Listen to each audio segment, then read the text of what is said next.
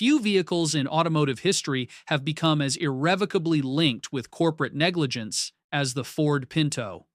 Launched in the early 1970s, this compact car would, through a series of tragic events and subsequent investigations, etch itself into the public consciousness not for its affordability, but for a fundamental flaw in its design philosophy. Its story serves as a stark reminder of the ethical tightrope manufacturers walk and how engineering decisions, made under market pressure, can have devastating human consequences. The Pinto's legacy fundamentally reshaped the landscape of automotive recalls and product liability law across America, forcing the industry to confront its responsibilities. That decade heralded a significant shift in the automotive landscape. Global oil crises began to ripple through the American economy, sending fuel prices soaring and igniting a demand for smaller, more fuel-efficient vehicles. Suddenly, the traditional gas-guzzling American behemoths seemed out of step. Imported compacts were making inroads, and Detroit needed a competitive answer. Ford Motor Company, spearheaded by the formidable Lee Iacocca, recognized this imperative. They initiated a project for a new subcompact, codenamed the Pinto, with two non-negotiable targets. It had to weigh less than 2,000 pounds and retail for under $2,000. To meet the urgent market need, the development timeline was astonishingly aggressive, aiming for a mere 25 months from concept to showroom, a pace far exceeding the industry's typical 43-month cycle. Initially, this appeared to be a brilliant strategy. Such a compressed schedule would inevitably put immense pressure on its engineering and design. The relentless 25-month sprint to market, a timeline nearly half of what was considered standard, forced engineers into a series of design compromises under extraordinary pressure. Every decision was scrutinized through the dual lenses of cost and speed. One of the most critical and ultimately contentious choices concerned the vehicle's fuel system. Rather than placing the fuel tank over the rear axle, a common practice offering some protection, Ford opted to position it behind the axle.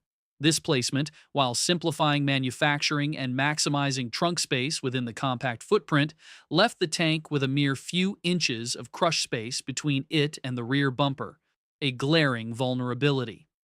Further exacerbating this inherent risk were the stringent cost targets. Internal discussions explored several potential safety enhancements, such as a rubber fuel bladder or a more robust protective shield for the tank. However, each of these solutions carried a price tag that exceeded the strict $2,000 retail cap. A simple fuel bladder, for instance, would have added approximately $11 to the production cost per vehicle. In the fierce pursuit of profitability and market share, these safety upgrades were ultimately deemed economically unviable and consequently omitted from the final design specifications. The engineers weren't entirely unaware of the potential hazards. Ford's own pre-production crash tests, conducted as early as 1970, painted a stark picture. Simulations involving rear-end impacts at speeds as low as 20 miles per hour consistently demonstrated a critical flaw. The fuel tank was prone to rupture, leading to fuel leakage and, in some cases, fire. These internal findings, documented within the company, clearly highlighted the severe risks associated with the chosen fuel tank design, casting a long shadow over the Pinto's impending market debut. Despite these alarming internal findings, the Ford Pinto entered production. It wasn't long before the theoretical vulnerabilities began to manifest in real-world tragedies. Across the country, reports began to surface. Even minor rear-end impacts, scenarios that other vehicles might absorb with only cosmetic damage, were causing the Pinto's fuel tank to rupture. The resulting fuel leaks, often ignited, trapping occupants in devastating fires. Management, however, was not operating in the dark. The company possessed extensive crash test data, compiled years before the Pinto ever reached a showroom, explicitly detailing the high probability of fuel tank failure in rear impacts. Such internal documents, later brought to light, provided a chilling premonition of the catastrophes that would unfold. What truly escalated this situation into a national scandal was the revelation of a particular internal analysis. This document, later infamously known as the Pinto Memo, laid bare a stark corporate calculation. It meticulously quantified the potential costs of redesigning the fuel tank, an estimated $11 per vehicle, against the projected legal settlements for burn injuries and fatalities that might occur without such a redesign. The analysis assigned a cold, hard monetary value to human life, weighing it directly against the expense of a safety improvement. This pivotal moment shifted the narrative entirely.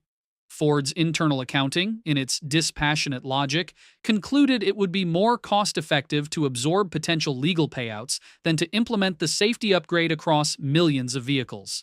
This decision, predicated on a purely economic assessment of human suffering, would ignite a firestorm of public outrage and legal battles, fundamentally changing how automotive safety was perceived and regulated. The revelation of Ford's internal cost-benefit analysis, particularly concerning the Pinto's fuel tank, ignited a firestorm far beyond the corporate boardroom. In 1977, the investigative magazine Mother Jones published a scathing exposé titled Pinto Madness. This article meticulously detailed the internal documents, including the infamous memo, presenting them to a shocked public. The piece didn't just report on accidents. It unveiled Ford's calculated decision-making, portraying a company that knowingly put profits over human lives. Immediate and overwhelmingly negative, the public reaction followed. Condemnation rained down on Ford, fueled by a sense of betrayal that an American institution would knowingly compromise safety for financial gain. Widespread indignation compelled the National Highway Traffic Safety Administration, or NHTSA, to initiate a formal investigation into the Pinto's fuel system integrity. Agency experts scrutinized crash data and engineering designs, seeking to determine if the vehicle posed an unreasonable risk. Ford, in its initial defense, vehemently resisted a recall. Executives argued that the Pinto met all existing federal safety standards at the time of its manufacture and sale, suggesting that any post-production criticisms were based on evolving expectations rather than inherent design flaws. Such a stance, however, only intensified the public's perception of corporate arrogance, setting the stage for a protracted and highly public battle over automotive accountability. A comprehensive investigation by federal regulators ultimately concluded that the Ford Pinto's rear-end design presented an unreasonable risk of fire during low-speed impacts. This official determination, backed by extensive crash testing and analysis of field data, finally broke Ford's resolute opposition to a safety action. Faced with undeniable regulatory pressure and mounting public outcry, the automotive giant had little choice but to concede. In June of 1978, Ford Motor Company announced a massive recall, encompassing approximately 1.5 million Pinto subcompacts and 30,000 Mercury Bobcat models. Representing one of the largest such efforts in automotive history at that point, the campaign aimed to address the critical fuel tank vulnerability. The prescribed fix involved the installation of a plastic shield to protect the fuel tank from axle bolts and a longer fuel filler neck, intended to mitigate rupture and leakage in rear-end collisions. The sheer scale of this undertaking underscored the severity of the design flaw and the immense financial and reputational cost to Ford. Yet, the legal repercussions for Ford were far from concluded. They were, in truth, only just beginning. Later that same year, a grand jury in Elkhart County, Indiana, delivered an unprecedented blow. Ford Motor Company was indicted on 3 counts of reckless homicide following the deaths of 3 teenage girls in a fiery Pinto crash. This marked a watershed moment. It was the first time in American history that a corporation faced criminal charges for a product defect. The subsequent trial, commencing in January 1980, placed corporate decision-making under an intense, unforgiving spotlight. Prosecutors meticulously presented evidence, including the controversial cost-benefit analysis, arguing that Ford had consciously disregarded human life. While the automaker was ultimately acquitted of the criminal charges, the proceedings served as a profound legal earthquake.